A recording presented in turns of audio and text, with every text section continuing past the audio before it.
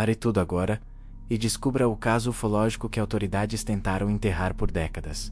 O episódio que pode mudar sua visão sobre o desconhecido para sempre. Era uma manhã aparentemente comum de 6 de abril de 1966, em Clayton South, subúrbio de Melbourne, na Austrália. Uma quarta-feira tranquila e ensolarada, com um tipo de silêncio que só escolas podem produzir antes do início definitivo das aulas. Mas o que aconteceu naquele dia transformaria Westdale High School e Westdale State School no palco do maior avistamento ufológico em massa da história australiana.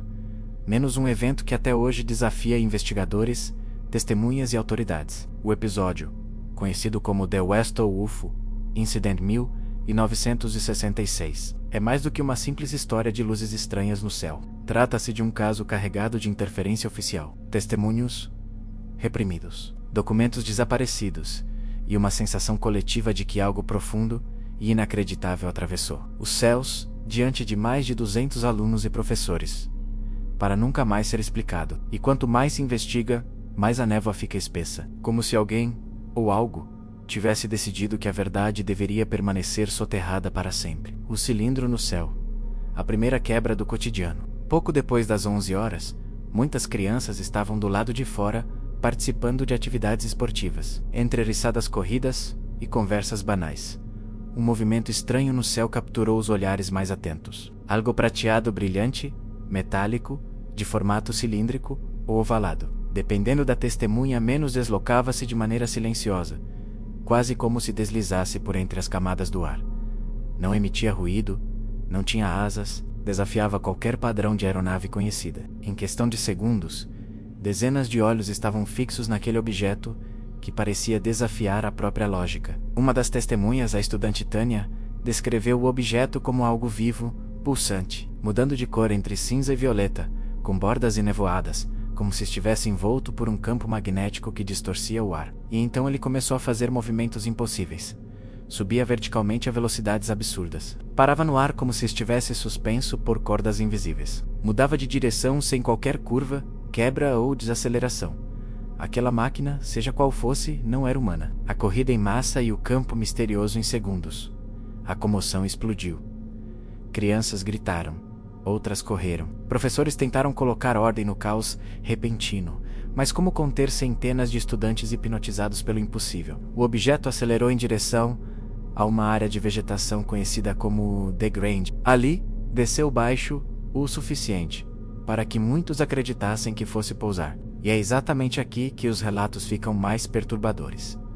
Cerca de uma centena de alunos correu atrás do objeto. Muitos afirmaram ter visto a nave pairando sobre o campo. Outros garantem que o disco, sim, vários chamaram de disco voador, chegou a tocar o solo, deixando marcas circulares queimadas na vegetação. Tânia, a mesma estudante que descreveu o brilho violeta, correu mais rápido que todos. Ela atravessou a campina, avançou pela vegetação alta e conseguiu chegar a poucos metros do objeto. E, então, desmaiou. Quando acordou, cercada por professores, sua primeira frase foi: "Ele ainda está aqui, e ele sabe que eu vi."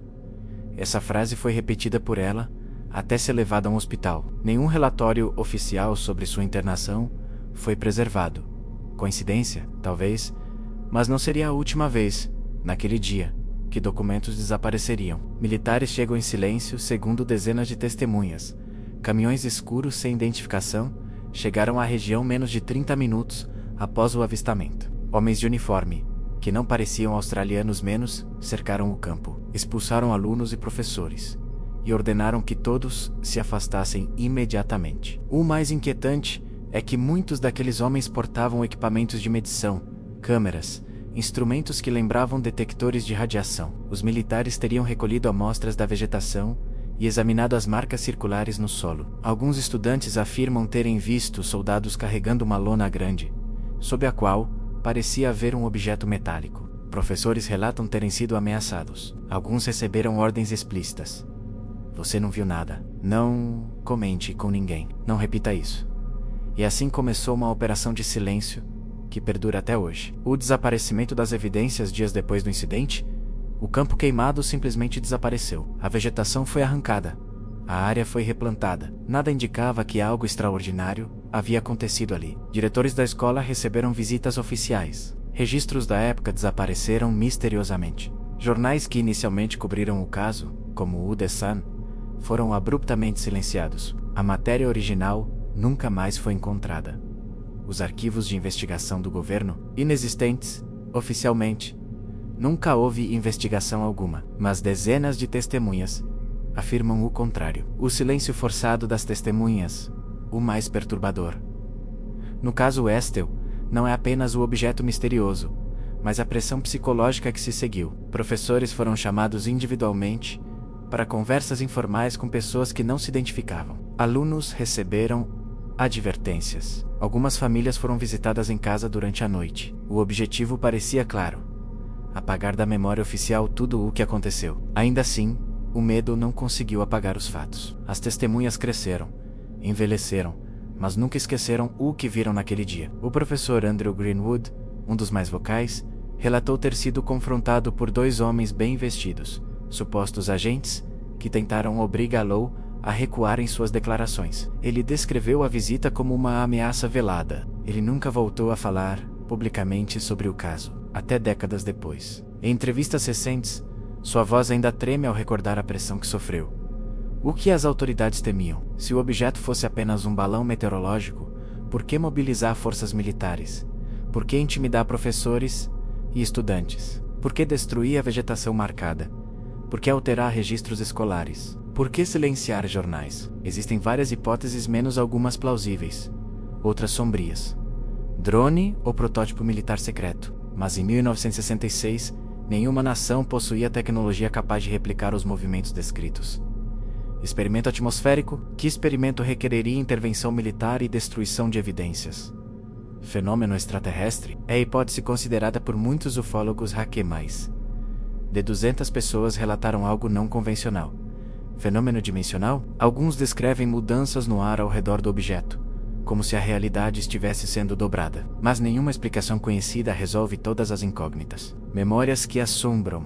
Muitas testemunhas afirmam que, após o avistamento, passaram semanas sentindo-se observadas. Algumas relataram sonhos recorrentes com luzes violetas. Outras mencionaram um silêncio estranho no local, menos como se algo tivesse drenado a energia do ambiente. Até hoje, quem viveu o episódio demonstra desconforto ao revisitar a história. Há uma sensação de que o objeto não apenas apareceu, ele deixou algo para trás.